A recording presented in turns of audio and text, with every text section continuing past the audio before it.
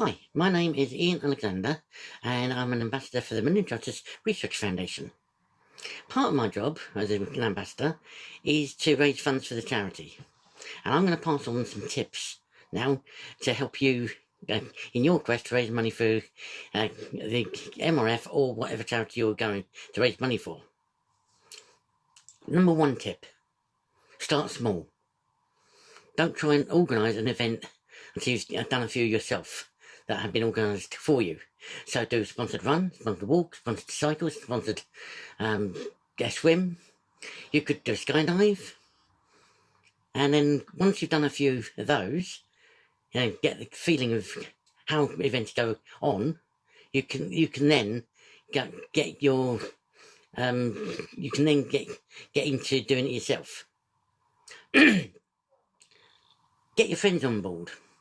Find out what your friends want to support you with. They may like quizzes, so you do a quiz night. They may like walks, you do a walk. There's various things you could do, and they would not take a lot of organising. If you're doing an event for yourself, make sure you plan it. I know it sounds obvious, but the more planning you put into it, the more you get out of it, and the more money you make. If you're doing, say you're doing a quiz night, you want to make sure you can be heard, so you want a system, a microphone, so you don't have to shout. You want to know how many people you can fit into a hall. Or if you're doing it online, you want to know if everyone's got Zoom or whatever medium you're going to use. Once you've sorted that out, are you going to have a raffle? Are you going to have a buffet meal, which you can quickly do, and it won't cost a lot of money? Or are you going to have fish and chips? Or another meal? How much are you going to charge? The list that is not a full list, but it gives you some idea as to what you're going to be looking into doing. My idea, my suggestion would be to write the thing down one side and across the top when you're going to complete those actions. That action. Once it's completed, then you can move on to the next stage. Always think in stages. So think what you're going to do to get the event on.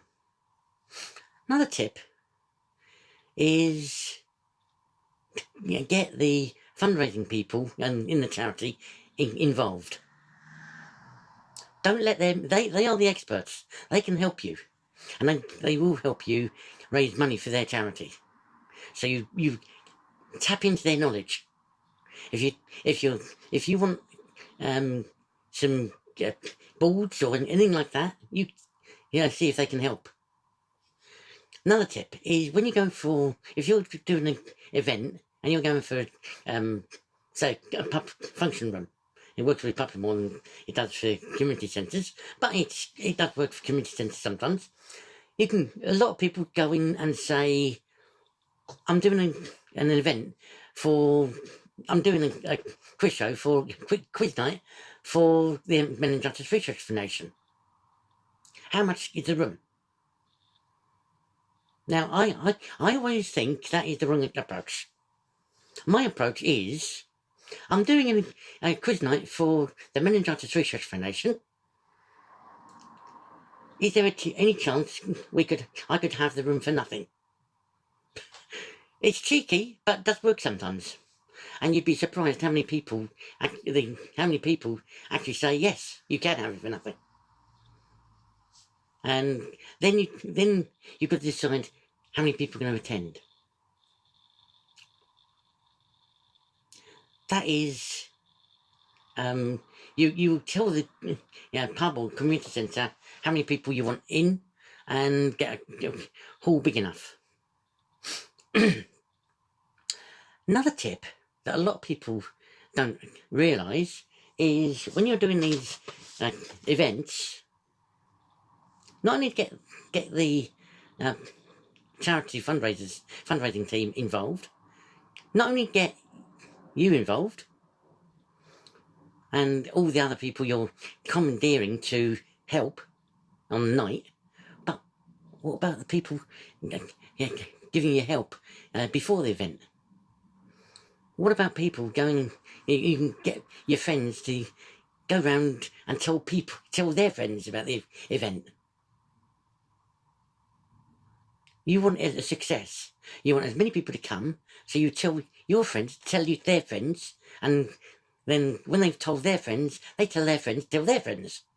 And it escalates. Before long, you've got people maybe not coming, but donating. If you're doing a run or something like that, I did the London Marathon, virtual London Marathon, this year for the MRF, and I found a good way of fundraising was, in fact, to ask for donations for, in memory of people you could run a mile for. With the word in donations, they put in a lot of money, and I got raised a lot of money through that. So you could do something like that if you're doing a run. Don't forget that if you're organising an event, to check if you need insurance, to check if you're doing an event in a community centre, can they bring their own drinks in? Can they bring alcoholic drinks in? Do you need a licence? These are just a few tips that I've found over the years that will be useful to you. And I hope they are useful.